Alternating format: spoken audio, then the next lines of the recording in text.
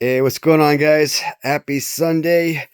It is magazine review video day, and that does mean we are on, let's see, August 1987.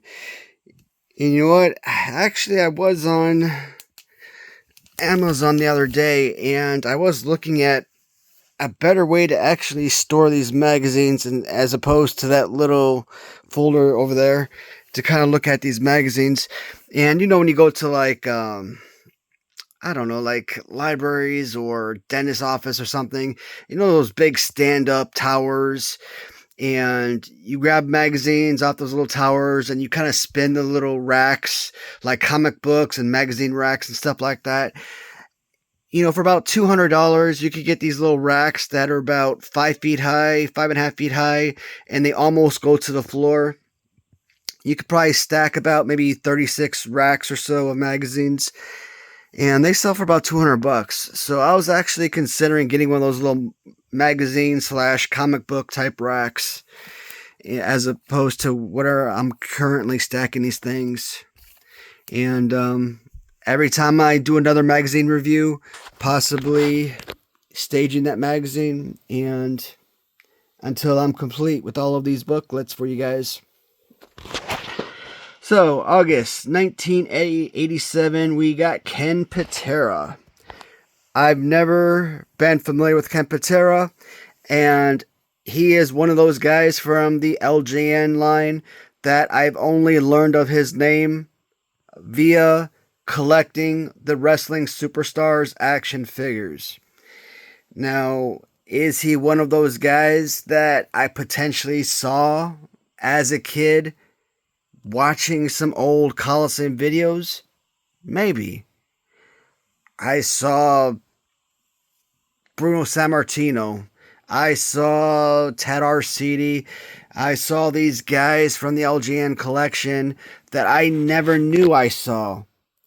But I now realize, watching that WrestleMania 2 Coliseum tape, that yes, I did see them growing up, because I owned that WrestleMania 2 Coliseum tape, because we had the King Kong Bundy versus Hulk Hogan tape. I saw that Chicago 20-man over the top battle royal, because I remember that segment where Big John Studd threw the refrigerator Perry over the top, and he kind of did a little handshake thing and threw Big John Studd over the ropes.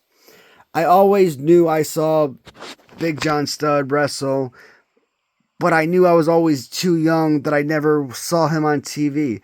But I'm like, where did I see Big John Studd wrestle if I never actually saw him wrestle on TV? That Battle Royal. That's where my memories of Big John Studd came from. So, watching that Battle Royal and seeing Bruno Sammartino and seeing Ted Arcidi, I would have never known those names or seen those, recognized their faces, if I hadn't gone back and actually watched that video, or if I hadn't already been collecting these figures, right? So, yeah, so, I don't know, maybe Ken Patera is another one of those guys where I can say the same thing. Maybe I have seen this guy before, I just don't recognize him. Movie stars. I've talked about that in the past.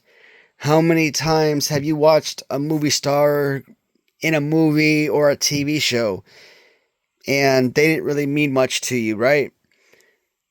5 years later, 10 years later, etc., you're watching them in a TV series or in a movie. Think of Allison Hannigan. Okay, Seth Green. You've seen them both in My Stepmother is an Alien. One of my all-time favorite movies growing up. I've saw that movie 100 million times as a kid. I see Allison Hannigan in Buffy the Vampire Slayer. Love Buffy the Vampire Slayer, my all-time favorite TV show. long time after watching Buffy, or at least sometime during watching Buffy, late 90s, early 2000s, I go back and I watch My Stepmother's an Alien out of the blue one day. There is Allison Hannigan. Holy crap, mind blown. I didn't realize Allison Hannigan was in that movie. I didn't realize Seth Green was in that movie. But you know what? There they both were. Both Buffy characters.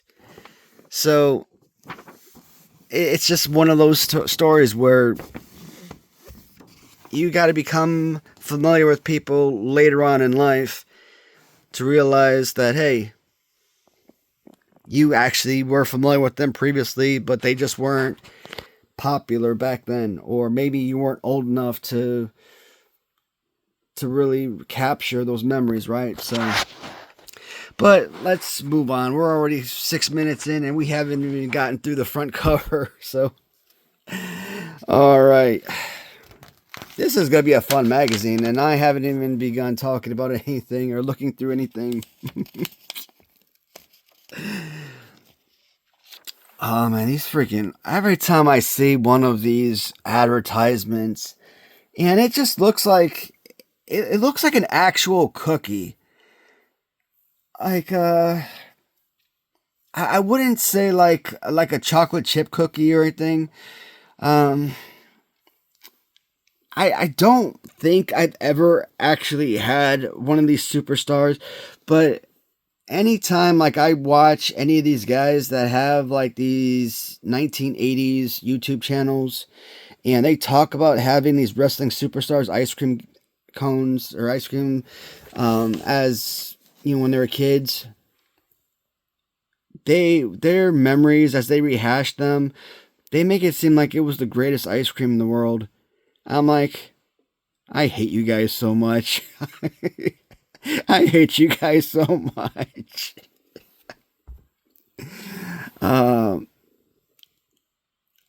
Just like if they were to come back with these ice creams today, like I wouldn't even want to eat them though.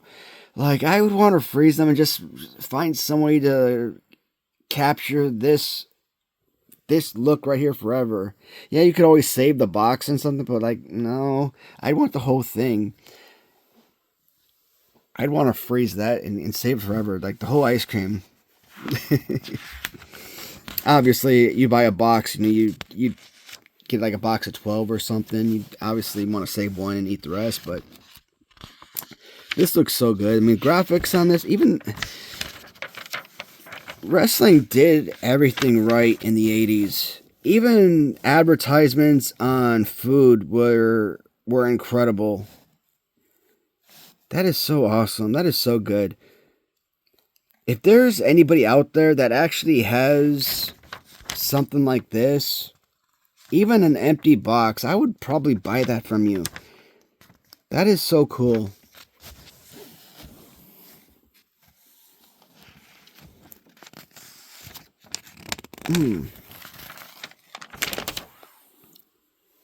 Do I want to read anything from around the ring? Probably not. Fan forum.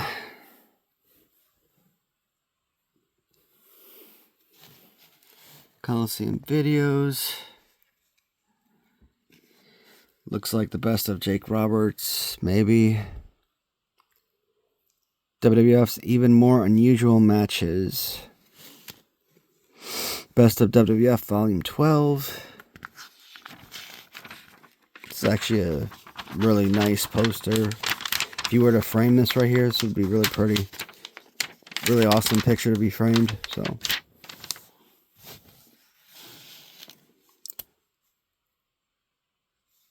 the list of wrestler hates.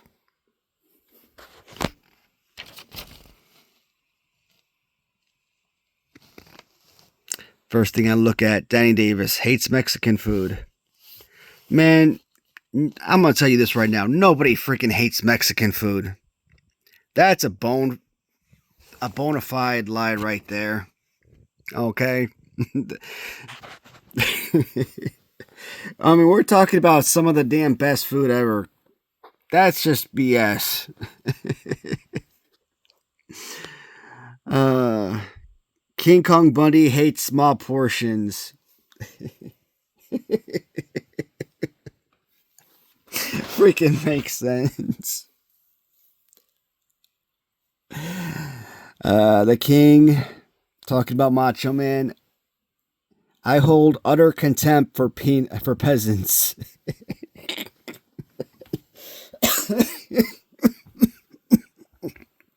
That's funny.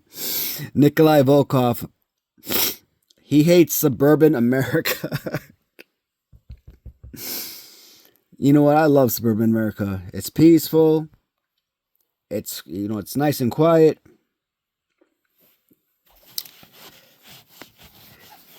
You've got neighbors, but like it's not like city of Chicago where like neighbors are like cram packed right next to you.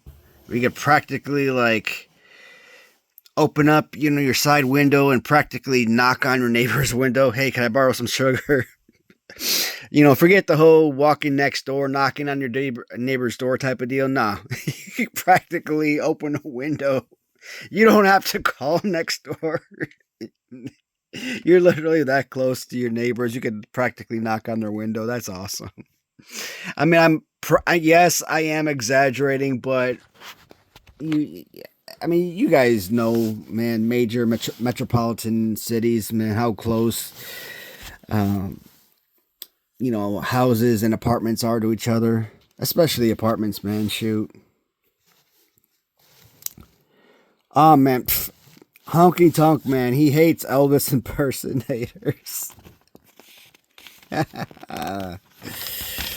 about Ken Patera? I've done a lot of thinking on the subject, and I realize I hate deceit more than anything.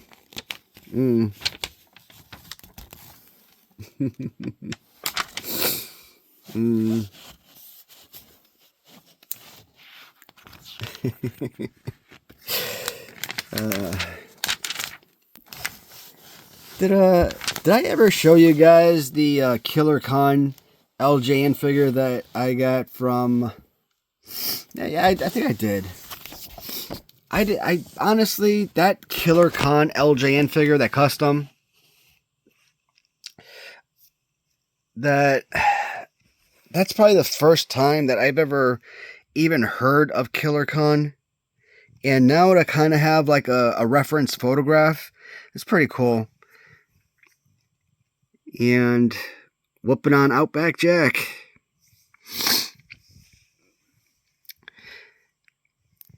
And he's got Fuji paint.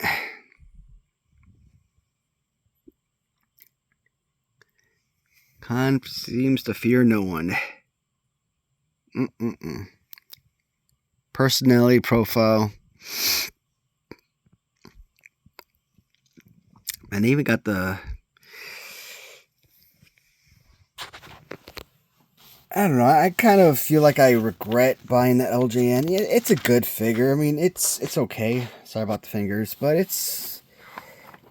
I don't know. I feel like the customs that I buy nowadays, I want to make sure they're like over-the-top customs, like sort of customs like you look at like, oh my god, I can't live without them type of deal. Because I've got so many customs that they really have to speak to me.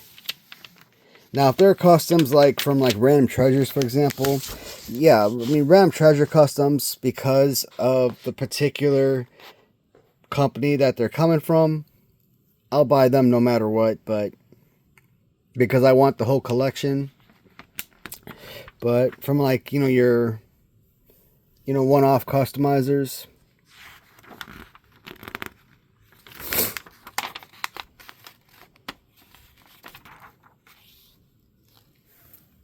Battle of the Titans. So this could be a Hunky versus Jake Roberts matchup. Yep. See, that looks like that could be a pretty fun matchup.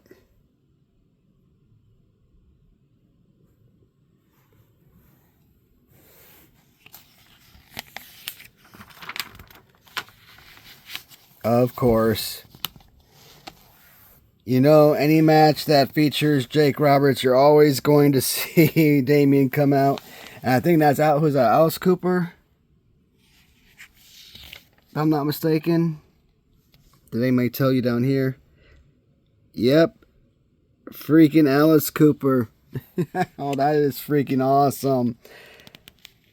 To see freaking Alice Cooper come out and not fear that big ass snake. Excuse my language, but that is awesome. It looks like we got Bobby Heenan and Hercules alongside Ken Patera. So, you know, Ken Patera, he looks like he's top heavy here, and, you know, big and buff, like kind of like a Ted RCD type.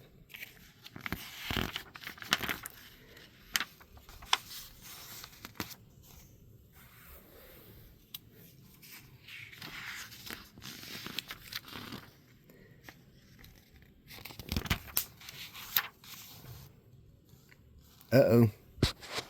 Getting attacked from behind. Who is this? Snake attack from behind. The King barrels into Patera, who has Hercules in a bear hug and near submission.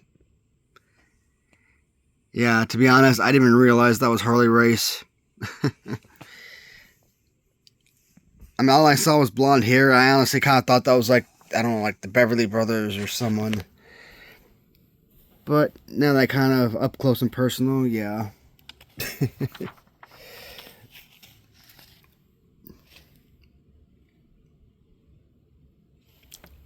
This is a different lineup than you normally see with the superstars. So that's nice. That's that they upgraded, give you different superstars than normal.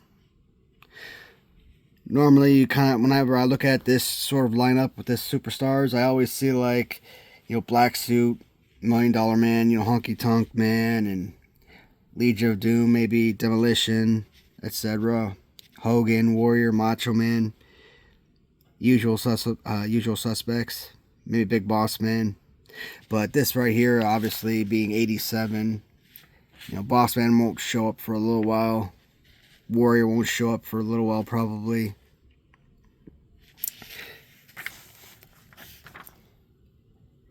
Or Warrior might actually be part of this by now.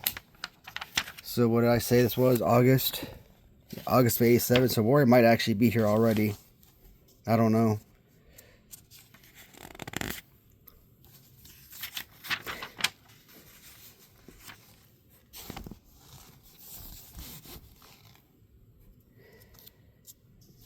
To be honest, based off, you know, kind of basing it off of the release of the LJNs, I was thinking that Warrior didn't show up to WWF until like 88, 89, but based on the way that Jason was talking, he's like, yeah, no, Warrior showed up in wrestling in WrestleMania 3. I'm like, I don't think so, but I mean, he's got like 10 years on me, 9 years, so I'll take his word for it. I mean, he would know a whole lot better than I would, so I definitely wouldn't argue. What we got here? Invasion or Civil War? Yeah, I can't read that. Looks like Dino Bravo and I don't know who that is.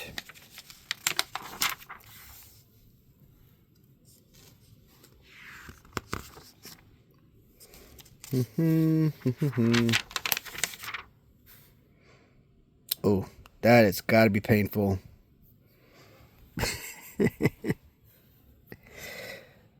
You know what's got to be the most freaking painful finish I've ever seen? I keep seeing on my freaking feed, like they keep showing me like the I think it's the Beverly Brothers with their finisher, like they keep throwing the jobber like up in the air, and then one of the Beverly Brothers goes up, catches him, and kind of like breaks his freaking neck when he comes down with him.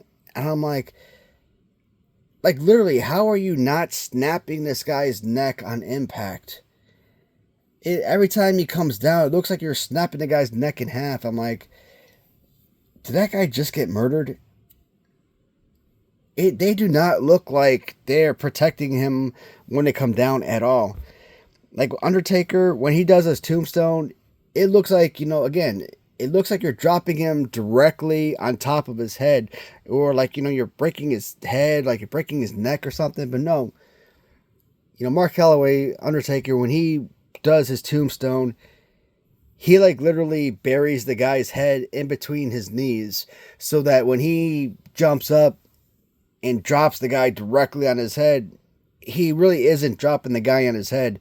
I mean, like I said, the guy's head is buried between his knees, so that when he drops him on his head, he's actually landing directly on his knees. So the guy's head is protected, and there's no protection.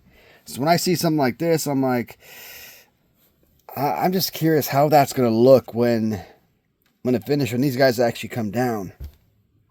I mean, to have all of this in your face, I mean, that's gotta suck.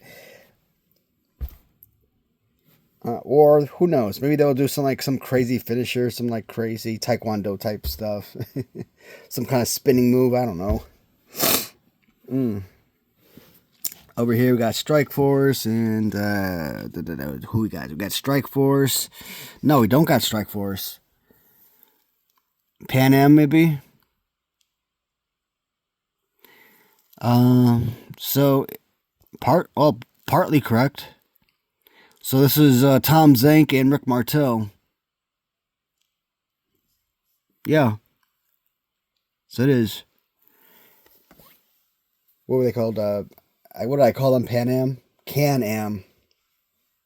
If I recall correctly.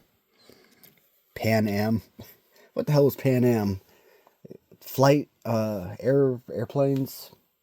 Something like that? Can Am. Yeah, I'm just all over the place. Demolition. Oh, you know a crazy story, man? You know that there were actually 5 original Demolition characters. So obviously, there was the original Smash character, I believe was, oh man.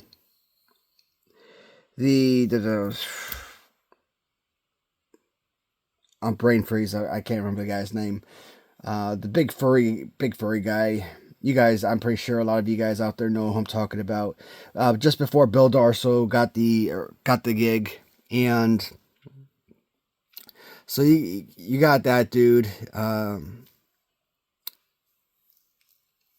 So he was the original Smash, and then everybody whenever he got the face paint on, they kept calling him. Dang, what the heck was it? Moondog Rex, I think his name was. Damn. Kept calling him Moondog. So, and obviously they had to scrap that gimmick. And then Bill Darso ended up getting it to become Smash. And then Bill Eadie for Axe. And of course, we got Bryan Adams for Crush. And then there was a 5th guy. Was there forget the other guy's name. There was 2 Smashes. There was an Axe. There was a Crush. And there was a... it's right at the top of my tongue. Crush, Smash, Axe. Can't think of it. But I'm pretty sure it's like a new age type of Demolition. Like, I don't think he was someone that was like wrestling in like the 80s or 90s. I mean, he was probably someone that was like added in like maybe the later 90s, maybe 2000s, I'm guessing. I don't know. He was nobody that I ever saw. So, if anyone out there has any familiarity with that particular character, actually I have a photograph of him, and I will probably post it on my YouTube community page at some point, and you guys will see exactly who I'm talking about. So, you'll see the 5 different Demolition characters that I'm mentioning. But I just don't have a lot of information about that character, so. But I love this. I love these photographs, man. When I think, Demolition, obviously I think about, the Hasbro era, and I think about the Hasbro figures. I think about the white face paint on Smash, and I think about, Axe with like gray face paint with like the red, face red paint around his eyes, and Axe with white face paint and like the red around his eyes, right? So when I see this, I'm like, this is foreign to me. And that way, when I kind of saw like the sort of what I call it, like the devil face on Axe from Series 5 LJN, I'm like, that just looks so weird. I absolutely love it, but that wasn't Axe to me. And now, obviously, going back and seeing old images and, the LJN poster and seeing old pictures and stuff, I'm like, okay, fine. I have something to compare it to where I could actually see Axe with red face paint, but that wasn't my Axe from childhood. I didn't recognize that. So going back and actually seeing these, I mean, this is incredible. Love Demolition. And I always talk about the fact that, Demolition is sort of the copycat to the Road Warriors, right? Now, when you actually look at, Road Warriors, it actually says on the packaging, Legion of Doom Road Warriors, right? So, whether you're in AWA, NWA, Japan, Legion of Doom were always one of the biggest draws, one of the biggest tag teams on the planet. The biggest AWA champions, tag teams out there. And they were not the most professional wrestlers ever. They were just these big body guys who could basically do nothing more than body slam you. But for me, over the years, they obviously became these incredibly professional athletic wrestlers. And, high flyers, they always, especially Hawk, he'd always go to the top ropes and do all these acrobatics and stuff. I mean, I love watching those guys. It's the reason why I classify Legion of Doom as my all-time favorite tag team. Vince McMahon simply could not bring Legion of Doom into WWF. So what did he do? They ended up creating their own variation of Legion of Doom with a wrestling tag team that had their own leather outfits, had their own face paint, big bulky guys that were these dominating forces in the ring. Bring on Demolition. And it was kind of awesome that once the Road Warriors, Legion of Doom, whichever you prefer. I mean, some people just simply call them Road Warriors. I always love the name Legion of Doom, so they were always LOD to me. But once Legion of Doom joined WWF, I kind of feel like Demolition at that point became obsolete. But multiple time tag team champions. I mean, one of the most dynamic tag teams in history, right? And even though that they were one of the biggest tag teams in WWF, they were constantly being criticized as being, or no, I take it back. They were being phased out by LOD at that time, and Legion of Doom was actually being criticized as being a copycat of Demolition because they were these leather wearing, face painted brute force tag team. So Legion of Doom, once again, were being criticized for being a copycat of Demolition, who in fact were a copycat of Legion of Doom. So I've always enjoyed that story. I mean, it's always been a highly entertaining one in my eyes, to be honest. But, Legion of Doom and the Rockers, Demolition, Natural Disasters. And if I had to put a fifth tag team up there, I'd probably say, just because of Bret Hart, I'd probably put the Hart Foundation. But then again, if I was going to put him up there just because of Bret Hart, I'd probably say, I don't know, dang, I'd probably go with the Mega Powers just because of Hulk Hogan, right?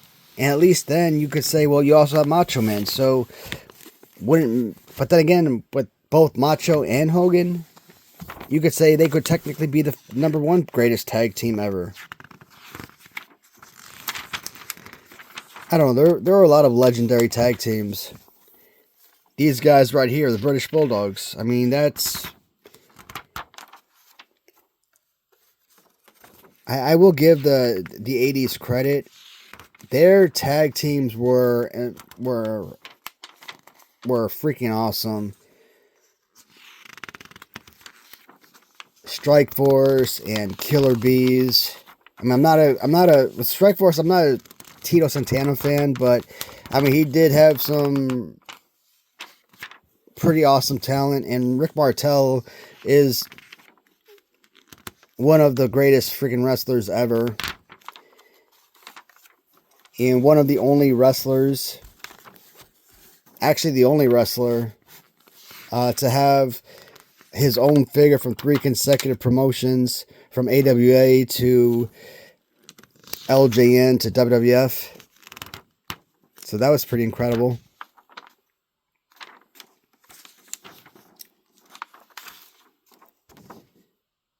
And this should be it. So I actually started collecting these Stretch Armstrong type wrestlers, and I actually do have a good set of these now. Not a whole bunch, but I got about 4 of them. I think 4 out of 7 or 4 out of 8. So I might include those Stretch wrestlers with my LJN reviews on Tuesday. So once I complete the LJN 8-inch, I'll go into the bendies, then the thumb wrestlers, and then I'll probably do the Stretch wrestlers. Well, this does complete the August 1987 review in 32 minutes, guys. These magazine reviews should never hover more than 24-25 minutes. I do apologize for the longer video, but hopefully this was something that you got a kick out of nonetheless. As always, guys, thank you so much for watching. I will talk to you in the comments. See you in the next video. Take care, everybody.